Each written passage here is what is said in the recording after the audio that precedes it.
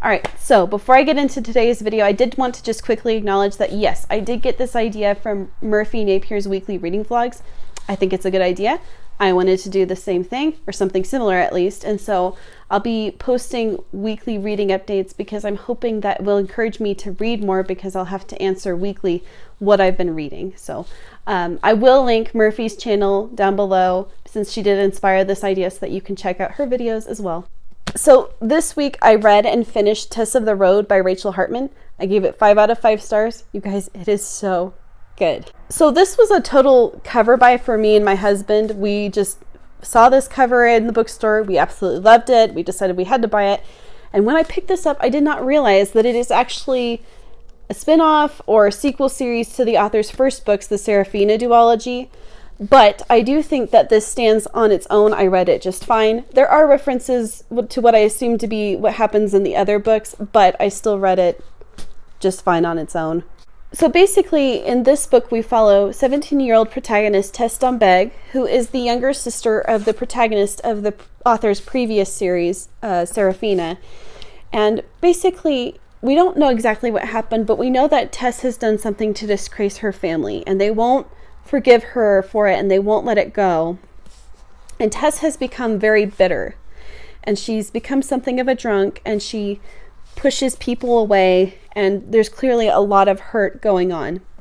And basically her family decides the best thing they can do is to get rid of her by sending her to a convent, just because they feel like there's no redeeming her. And so the day that Tess is supposed to go to this convent, she decides to run away, and she sets out on a path, and she doesn't really know where she's going. She just knows that she's going towards something. And so this is an interesting fantasy because it's not heavily, there's no heavy fantasy elements. There are dragons in it, but it's mostly a character-focused fantasy. And so we follow Tess's journey as she starts to rediscover herself and who she is, and as she starts to sort of forgive herself, even though we find out that what happened wasn't really her fault. She still has to go through this process of healing and coming into her own. And this book is just so beautiful. I will give more of my thoughts on this in a longer review, but I did absolutely love this book. It is beautifully written. Tess is a wonderful character, and I just absolutely fell in love with her. I cannot wait to read the next book, because this is going to be a duology, and see where the story takes her. So this week I also picked up the 5th Harry Potter book. I just kind of read the Harry Potter books as I am in a Harry Potter mood. So I'm on the 5th book, so I picked this one up. I am 152 pages into it. This is honestly probably one of my favorite Harry Potter books.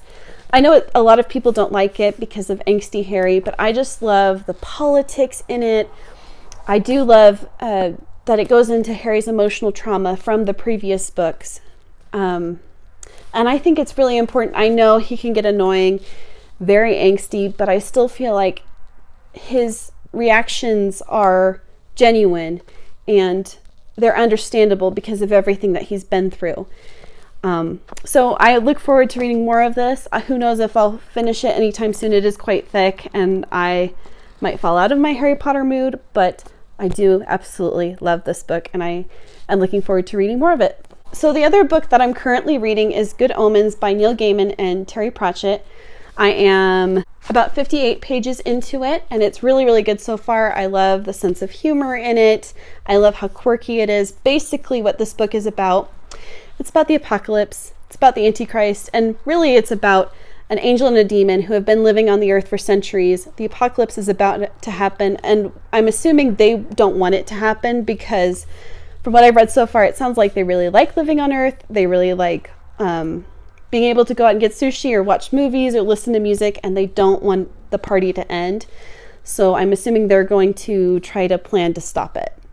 And yeah, I really love Neil Gaiman. I've never read anything by Terry Pratchett, but I love this. Again, I love the sense of humor in this. I'm just flying through this book.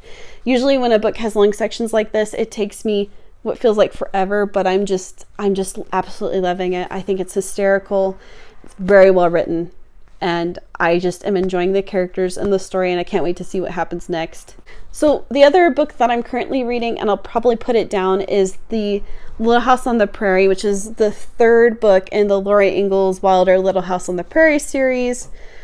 It's just, I'm not really in the mood anymore. I was in the mood, now I'm not in the mood. I read the other two books pretty quickly, but they're really kind of hard to get through because it's just kind of a day in the life on the prairie. And so they're good if you're in the mood for that because they're nice, slow pace. But right now I'm just not really feeling it. So I'll put this down and probably pick it up again at some point. I do love these editions. I'll show you real quick because they have full color illustrations, which I didn't have in the books I read when I was growing up and reading this series. My books were just black and white. So I do like the color illustrations, but I'm just not feeling this right now. So I'll probably put it down. So the other book that I picked up this week is I'd Rather Be Reading by Anne Bogle. I read this a couple times a year. I absolutely love this book. I just read it whenever I need inspiration or reminding of why I love reading so much. This is basically a book full of essays that are just a love letter to reading and readers. And so I'll probably, it's not very long. I'll probably finish it tomorrow or today. I just love this book. It's just a great motivator for wanting to pick up more books and read. And I love Anne Bogle. I love her podcast, What Should I Read Next? I love her blog. I love this book.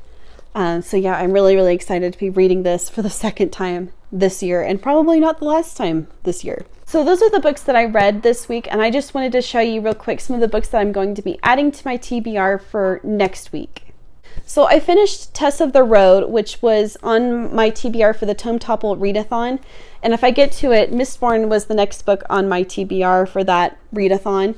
So hopefully I can get to it this week. And I don't know if I'll finish it before the readathon is over, but I am really, really looking forward to reading this. So I am hoping that I will be in the mood to pick this up in the coming week. And finally, because I've been in a summer reading mood, I wanted to pick up the Readers of Broken Wheel recommend. I read this book before. Basically, it's about a Swedish woman who comes to this small southern town to visit a friend. She finds out the friend has died, but she decides to stay, and she begins to influence the people around her, and it's all about books and people and love. She basically decides to open up a bookstore there and share the love of books with everyone around her. And it's just a sweet, lovely read. I just absolutely love it. And so I can't wait to read this again. So this week I finished Tess of the Road. I'm going to continue reading next week Harry Potter and the Order of the Phoenix, I'd Rather Be Reading, and Good Omens. I am going to put down Little House on the Prairie, and I'm going to pick up next week the Readers of Broken Wheel recommend and Mistborn. Thank you so much for watching this video. I post videos every Sunday and Wednesday, and I'll see you next time. Bye.